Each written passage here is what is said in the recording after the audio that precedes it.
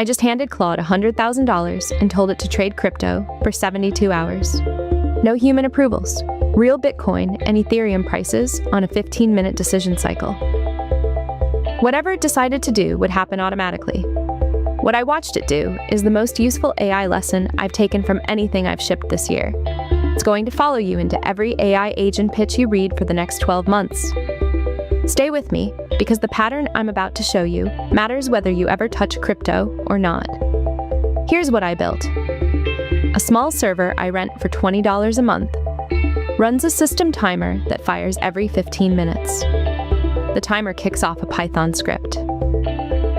That script does 4 things in order. First, it fetches the latest price data for Bitcoin, Ethereum, and Solana straight from Binance. Second, it builds a prompt that hands all of that data to Claude Sonnet 4.6 and asks one question: buy, sell, hold, or close. Third, Claude writes out its full reasoning and returns a decision. Fourth, the script executes the decision against a paper trading account and logs the entire reasoning trace to a database. Starting balance, $100,000, maximum position size, 5% of equity, roughly $5,000 per trade. From the moment I started the timer, no human touched anything for 72 hours, not once. Here's the 72-hour scoreboard. Starting equity, $100,000. Final equity, $99,817.45. Total return, negative 0.18%. Peak equity during the run, $100,073. Trough, $99,786. Max drawdown, 0.29%. Claude made 289 decisions over those 72 hours. 283 of them were hold. 6 were actual actions. 3 buys, 3 closes, 3 completed trades, 0 wins. Now, before you write this off as a small loss and click away, stay with me. The pattern is the story. Trade 1, day 1, hour 1. Claude buys Ethereum at $23.65. $5,000 in. Quick primer on what Claude is about to say. When it mentions candles, those are price bars over a fixed time window. A 1-hour candle is 1 hour of price action. Green means price went up. Red means down. The numbers in parentheses are the actual dollar prices Claude saw at that moment. Here's Claude's exact reasoning, word for word. Ethereum breaking out to fresh 24-hour high, 23.68 on strongest volume of the session. Up 1.52% over 6 hours, leading Bitcoin and Solana. Clean momentum break after extended consolidation justifies entry with minus 2% stop. Sounds reasonable, right? Volume confirmation, momentum, leading the majors. Claude holds the position for almost 12 hours. By day 2, hour 13, the trade is down, and Claude closes it at 23.19. Exit reasoning, exact words. Ethereum at minus 1.89% with bearish 6-hour trend. Minus 2.93%, leading the broader sell-off. Price made fresh 24-hour low at 23.19 and is sitting right at the lows with no bounce. Close manually before stop out to preserve a few basis points and avoid further downside, as all majors are red. Loss, $97.14. That's 1.94% on the position. Claude bought the high of a session, held through a 12-hour fade, then sold at the low. 8 hours later, it tried again. Trade 2. Day 1, hour 22.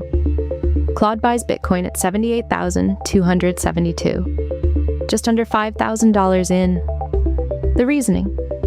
Bitcoin just broke the prior 6-hour range, high closing at $78,227, session high on rising volume after bouncing off $77,571 low, confirming a reversal from the morning lows. Ethereum also reclaimed 23.28, confirming broader bid, supporting a long entry with stop near 77,571. 30 minutes later, Claude closes it. Bitcoin is now at $77,229. The exit reasoning, Long thesis invalidated.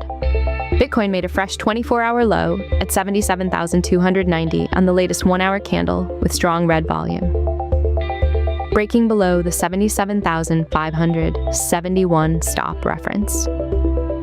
Cut losses now at minus 1.26% before stop hits. Loss, $66.57. In 30 minutes, Claude bought the top of a local bounce and got stopped out when the market resumed its downtrend.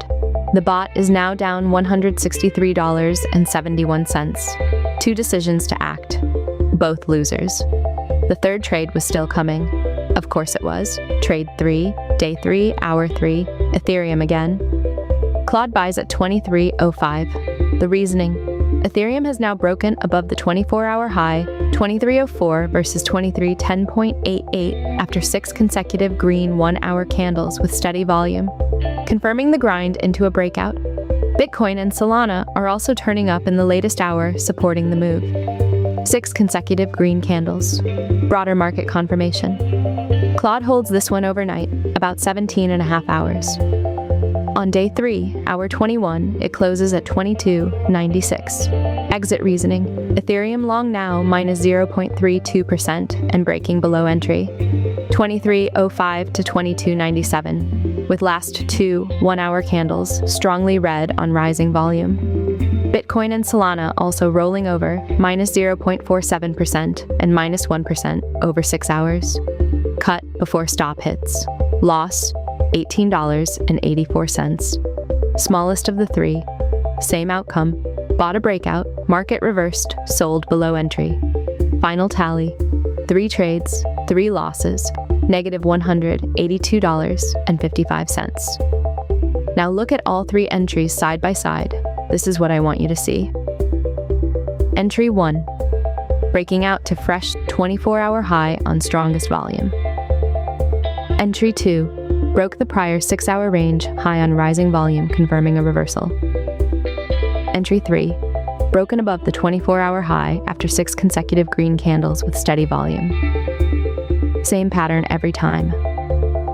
Fresh high. Volume. Confirmation. Breakout. Now look at every exit. Exit 1. Price made fresh 24-hour low, sitting right at the lows with no bounce. Exit 2. Fresh 24-hour low on strong red volume, long thesis invalidated. Exit 3, breaking below entry with last 2 candles, strongly red on rising volume. Every exit is the mirror image of the entry. Claude bought local highs and sold local lows on all 3 trades. Here's why. Crypto was range-bound during this 72-hour window. No sustained trend. In a choppy, mean-reverting market, a breakout system gets destroyed.